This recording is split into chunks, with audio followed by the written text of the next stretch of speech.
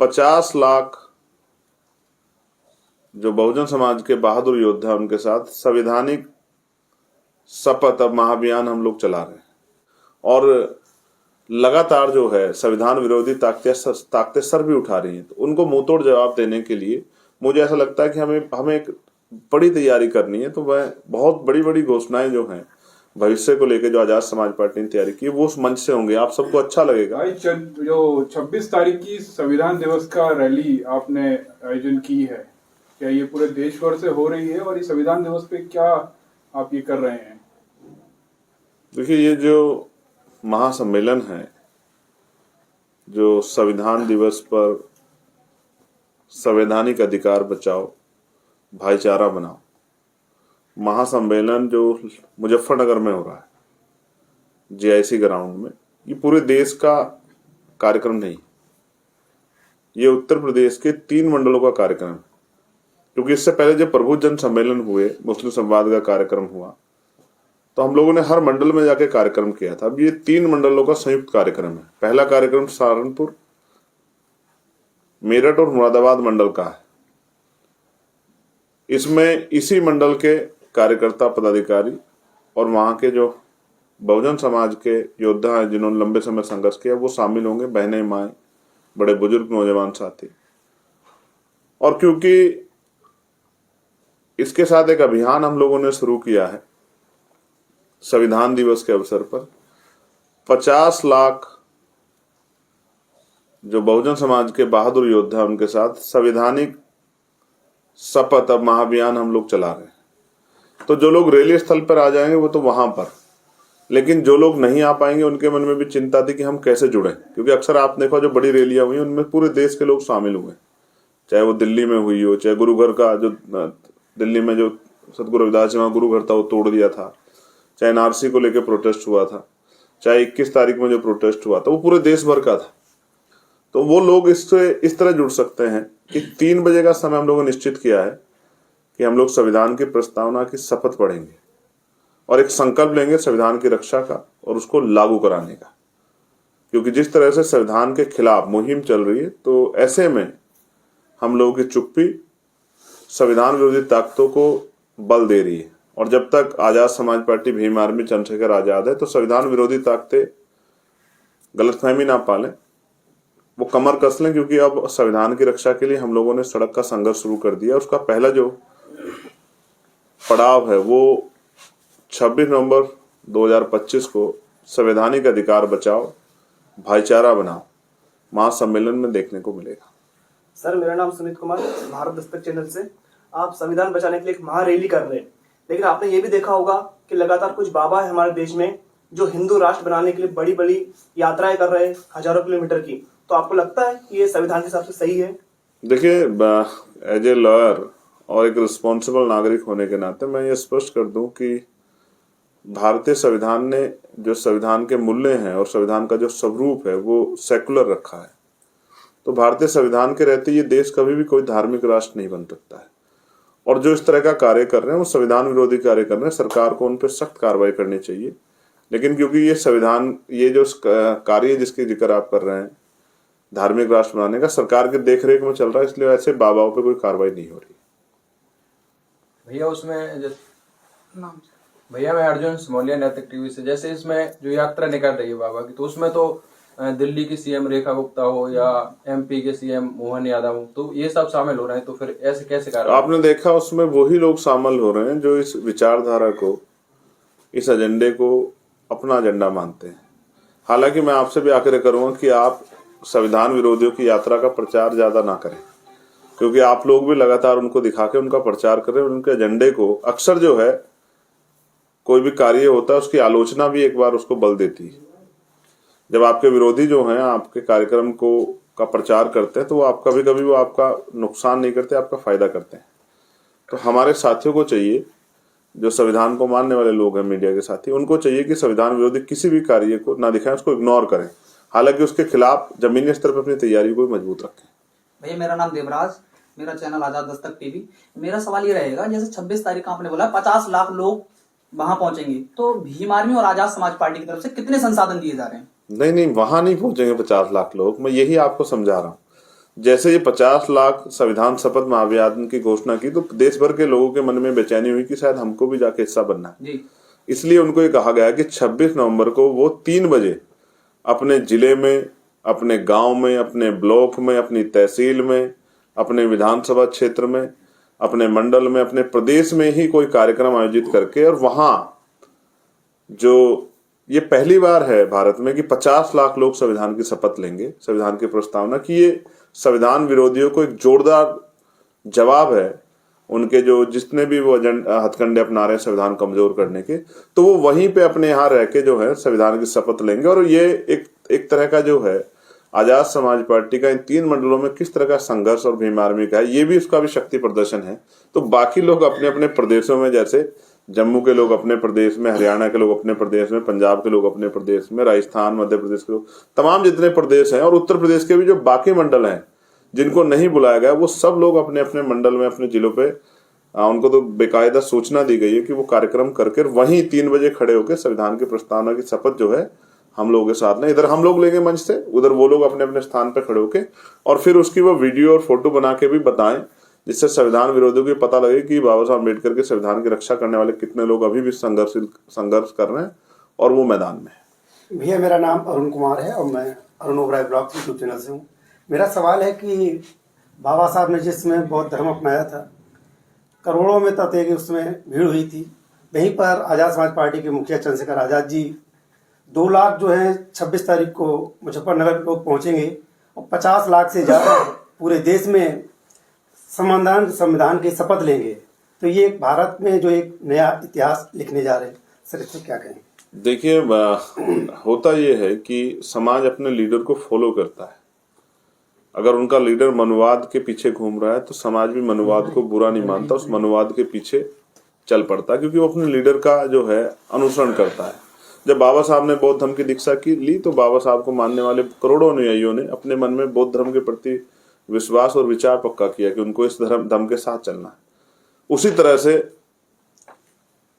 ये जो कार्यक्रम किया जा रहा है, मेरी इच्छा तो ये थी कि हम लोग लाखों लोगों को बुला के दिल्ली में कार्यक्रम करें, क्योंकि हमें उत्तर प्रदेश के विधानसभा चुनाव की तैयारियां भी करनी है और लगातार जो है संविधान विरोधी ताकतें सर भी उठा रही हैं, तो उनको मुंहतोड़ जवाब देने के लिए मुझे ऐसा लगता है कि हमें एक बड़ी तैयारी करनी है। तो वह बहुत बड़ी बड़ी घोषणाएं जो हैं भविष्य को लेकर जो आजाद समाज पार्टी ने तैयारी की, वो उस मंच से होंगे। आप सबको अच्छा लगेगा, जो भी उससे जुड़ेगा, जो भी इसको सुनेगा, तो उनको अच्छा लगेगा कि पहली बार जो है ना भारत में संविधान का 50 लाख लोग जो हैं एक साथ खड़े होकर संविधान का शपथ जो है लेंगे, और सिर्फ शपथ नहीं लेंगे, उसको लागू भी कराएंगे, और लागू कराने के लिए पॉलिटिकल पावर उनको अपने हाथ में लेनी पड़ेगी। तो यानी कि एक आंदोलन, एक संघर्ष शुरू होगा 26 नवंबर 2025 से, और आने वाले कुछ सालों में वो फुलफिल भी होगा। वो सपना जो है, अगर आपको याद हो, जो बाबा साहब अम्बेडकर ने भी देखा, माननीय काशीराम साहब ने भी देखा कि एक दिन ऐसा आएगा कि एक अम्बेडकरवादी जो है भारत का प्राइम मिनिस्टर होगा, वो सपना बाबा साहब देखते देखते चले गए, माननीय काशीराम साहब देखते देखते चले गए, और दुखी मन से गए, खुश होके नहीं गए, क्योंकि वो सपने पूरे नहीं हुए थे। अब हम लोगों की नैतिक जिम्मेदारी है उनके आने वाली पीढ़ियों की, उनके अधूरे सपने को पूरा करें। तो ये जो लोग 50 लाख लोग देश भर में उस दिन खड़े होकर शपथ लेंगे, कौन लोग हैं? ये वो हैं जो राष्ट्रपिता ज्योतिबा फूले को मानते हैं, साहू जी महाराज को मानते हैं, बाबा साहब अम्बेडकर को मानते हैं, माननीय काशीराम साहब को मानते हैं, मामना रामसु वर्मा को मानते हैं, जो जन्नाय कपूरी ठाकुर को मानते हैं, जो बाबू जगदेव प्रसाद को मानते हैं, जो बरमानंद लोधी को मानते हैं, जो तमाम बहुजन महापुरुषों को, संत गाडगे जी को, नारायणा गुरु को, गुरु घासीदास को, तमाम जितने संत गुरु महापुरुष हुए हैं, उनको जो मानने वाले लोग हैं, वही उन महापुरुषों को सपने को पूरा करने के लिए इस शपथ अभियान का हिस्सा बनेंगे। और जो इस 3 मंडल के जो लाखों लोग वहां पहुंचेंगे, वो जो है ये पूरे प्रदेश को एक संदेश देंगे कि वो कमर कस चुके हैं, अब आजाद समाज पार्टी की सरकार को उत्तर प्रदेश में बनाना है, जिससे गरीब, किसान, कमजोर, मजदूर और तमाम जो हक वंचित समाज है, जो आज अपने आप को कमजोर महसूस कर रहा है, जिसके अधिकारों को छीना जा रहा है, जिसके अधिकारों को कुचला जा रहा है, जिसकी संवैधानिक आजादी को, उसकी धार्मिक आजादी को, उसके आर्थिक सशक्तिकरण को कुचला जा रहा है, जुर्म जाति बढ़ रही है, सरकारी नौकरियां खत्म की जा रही है, निजीकरण हो रहा है और तमाम तरह महंगाई की मार, उन सबको एक विकल्प जो है आजाद समाज पार्टी के रूप में मिलेगा। और ये यहाँ से हमेशा पश्चिम से आंधी चलती है और पूर्वांचल तक जाती है। इस बार फिर पश्चिम से जो आंदोलन खड़ा हो रहा है, जैसे नगीना में जो हुआ था, कमजोरों ने मिलके अलग जगाई थी तो उनकी ताकत बनकर दिल्ली आई थी। उस तरह से पश्चिम से जो अलग जगेगी, इसी मुजफ्फरनगर में 2013 में सांप्रदायिक हिंसा हुई जिसके कारण से भारतीय जनता पार्टी का विस्तार उत्तर प्रदेश में हुआ। इसी मुजफ्फरनगर से हम सांप्रदायिक ताकतों को दफन करने के लिए हमने मुजफ्फरनगर का चयन किया है, क्योंकि हमारा जो लक्ष्य है सांप्रदायिक ताकतों खत्म करके आजाद समाज पार्टी के महापुरुषों के रास्ते पे मानवतावादी राज को स्थापित करना हमारा लक्ष्य है। सर मेरा नाम अनिल कुमार है और मैं सोशल प्लेटफॉर्म टीवी एक यूट्यूब चैनल है वो चलाता हूँ। वर्तमान में जिस तरीके से मुस्लिम समाज के साथ जो उत्पीड़न हो रहा है उसको आप किस तरीके से देखते हैं, और जमीनी स्तर पे आजाद समाज पार्टी की जो मुस्लिम समाज के लोग एकदम सदस्यता ले रहे हैं, मुस्लिम समाज के लोग खास करके भीम आर्मी और आजाद समाज पार्टी चंद्रशेखर का नाम सुन के एकदम शामिल हो जाते हैं पार्टियों में, उनके लिए आप क्या कहना चाहेंगे? देखिए, पहली बात ये तो सत्य है कि मुस्लिम समाज पे इस समय जुल्म की अति हो गई, जाति धर्म देख के जो है कार्रवाइयां हो गई। लेकिन ये भी एक कड़वा सत्य है कि इस पूरे बहुजन समाज पे किसी ना किसी तरह से हमला हो रहा है, चाहे बुलडोजर चल के हो, चाहे इनकी नौकरियां छीन के हो, चाहे इनका रोजगार छीन के हो, चाहे इनकी जमीन छीन के हो, चाहे इनके जो है स्वाभिमान सम्मान पे बहन बेटियों पे जुल्म जाते हैं अत्याचार हो, चाहे नौजवानों को जो रोजगार नहीं मिल रहा है, ये भी एक तरह का हमला है इनको आर्थिक रूप से कमजोर करने का। तो मैं तमाम लोगों से कहूंगा कि वो आजाद समाज पार्टी से जुड़े, भावनात्मक रूप से नहीं, इसके इस आंदोलन से जुड़े, इस मिशन से जुड़े, क्योंकि ये मिशन जो है माननीय काशीराम साहब का जो सपने थे, जिनमें एक ये बात वो बार बार कहते, जिसकी इतनी संख्या बारी उसकी इतनी हिस्सेदारी, तो वो अपनी हिस्सेदारी के लिए, अपने नेतृत्व के लिए आजाद समाज पार्टी जुड़े और उनको महसूस होगा 1 और 1 11 होते हैं। जैसे वो आजाद समाज पार्टी के साथ जुड़े उनकी शक्ति बढ़े, क्योंकि पिछली बार 2022 में उत्तर प्रदेश में उन्होंने 95% वोट दिए एक अलायंस को, लेकिन फिर भी वो अलायंस भारतीय जनता पार्टी को हरा नहीं पाया।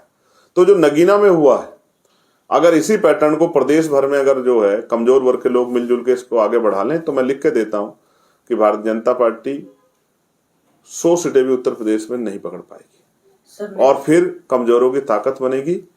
तो ग्रामीण क्षेत्रों में आज जो खस्ता हाल हो गया, ग्रामीण क्षेत्र, न सड़कें हैं, बिजली के दाम कहाँ चले गए हैं, किसानों को उनकी फसल के दाम नहीं मिल रहे हैं, पढ़े लिखे लोग बेरोजगार घूम रहे हैं, स्कूलों की हालत खराब है, अस्पतालों की हालत खराब है, ये रोजगार के लिए कोई नया प्रयास नहीं किया। ये सब चीजों पर काम होगा और वही काम होगा जिससे लोगों के जीवन में खुशहाली आएगी। सर मेरा नाम चेतन मुरादाबादी है, मैं न्यूज 94 हिंदी चलाता हूँ। सर जैसा कि आप भी संविधान की बात कर रहे हैं और बहुजन समाज के लोग सभी संविधान की बात ईमानदारी से करते हैं। 2024 के लोकसभा चुनाव की बात करें तो कुछ अलायंस ने जो संविधान लेकर और अच्छी खासी सीटें बटोर ली, लेकिन रियल में अगर संविधान को कहीं बचाना पड़े तो वो लोग दिखाई नहीं देते हैं। इस पर आप क्या कहना चाहोगे? देखिए, मैंने एक घटना देखी थी, एक महिला ने विपक्ष के एक बड़े नेता के सामने दुख प्रकट करते हुए कहा कि हमें चप्पल नहीं पहनने देते सामंतवादी लोग। तो उस नेता ने उनके आगे चप्पल रख दी कि आप चप्पल पहनिए, अपने हाथ से पहना दी। आपको क्या लगता है ये सामाजिक परिवर्तन हुआ? नहीं।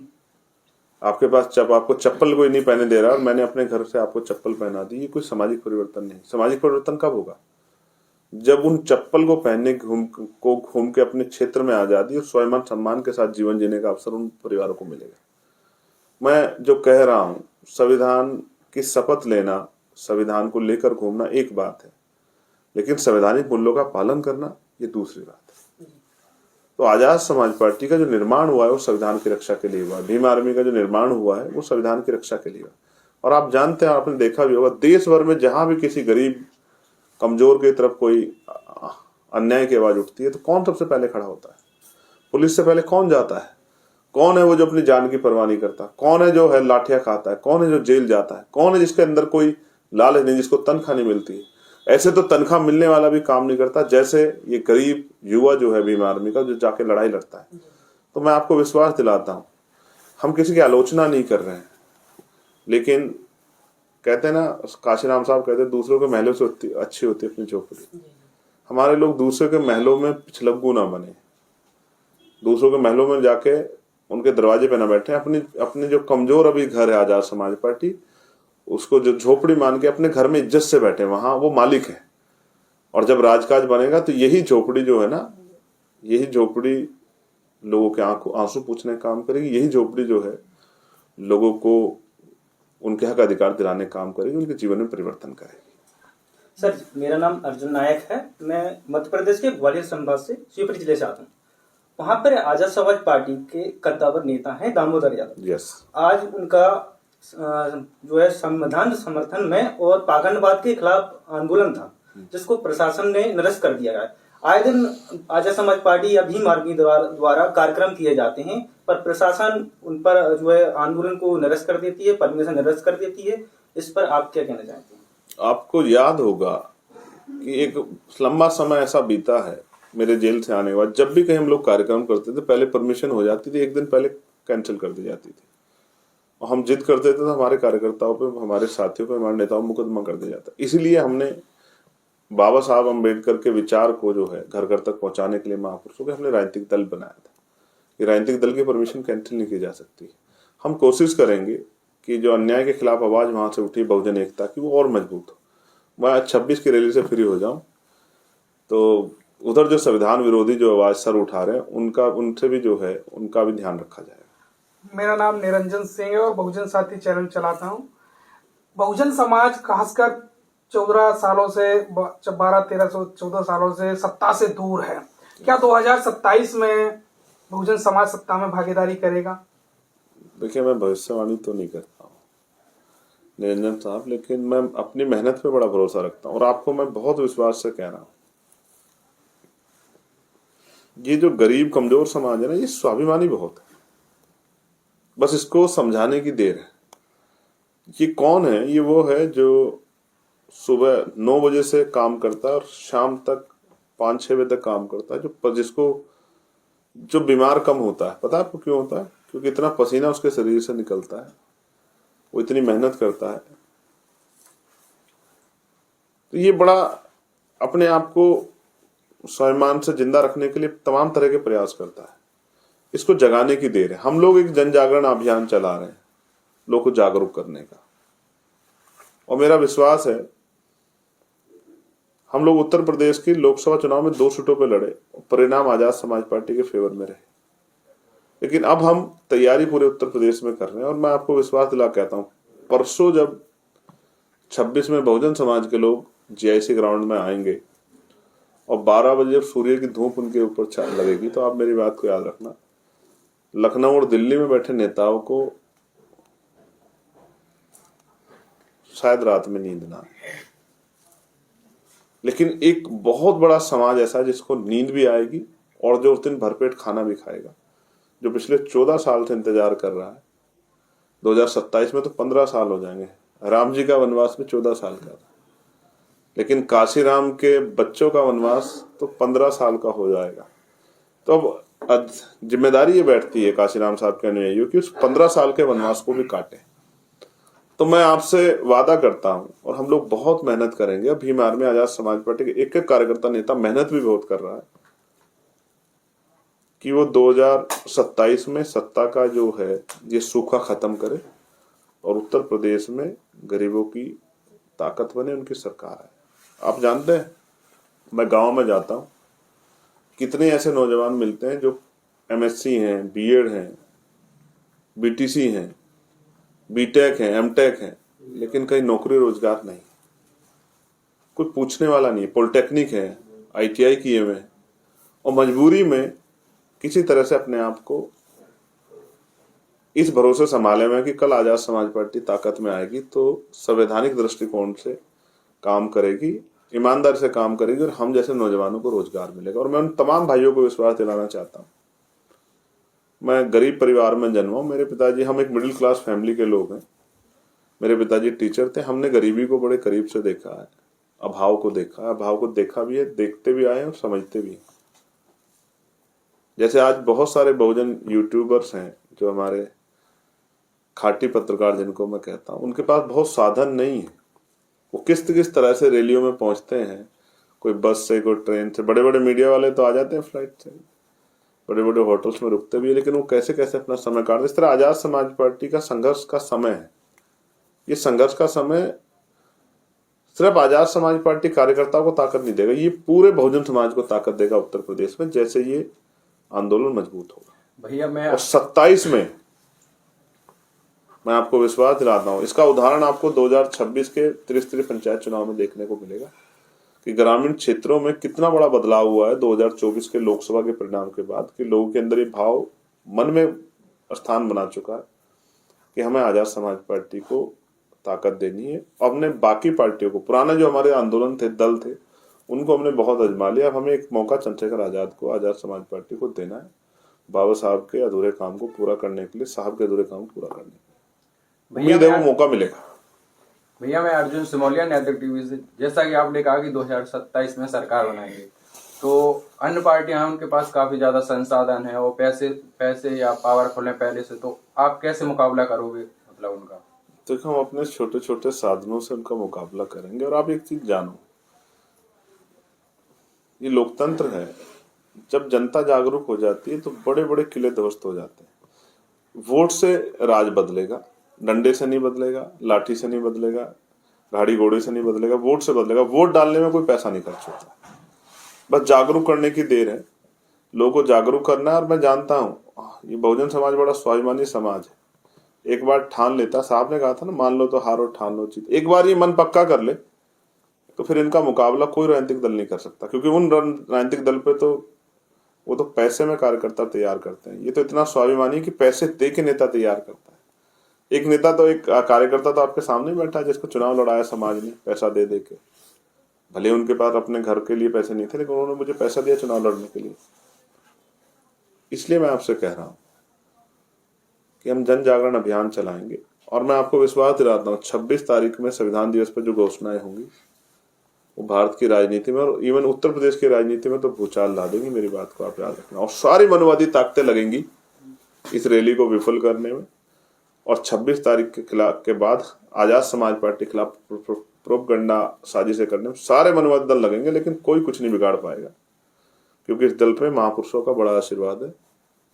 महापुरुषों के संघर्ष से बना हुआ दल एक दिन भारत की राष्ट्रीय जो है राजनीति का प्रमुख हिस्सा बनेगा। और वो सपना जो बाबा साहब का अधूरा है कि वो दिन आए कि एक अम्बेडकरवादी प्रधानमंत्री बने, वो दिन जरूर आएगा। इसके लिए हम लोग जो है सुबह शाम खुली आंखों से सपने भी देखते हैं, उसके लिए संघर्ष भी करते हैं।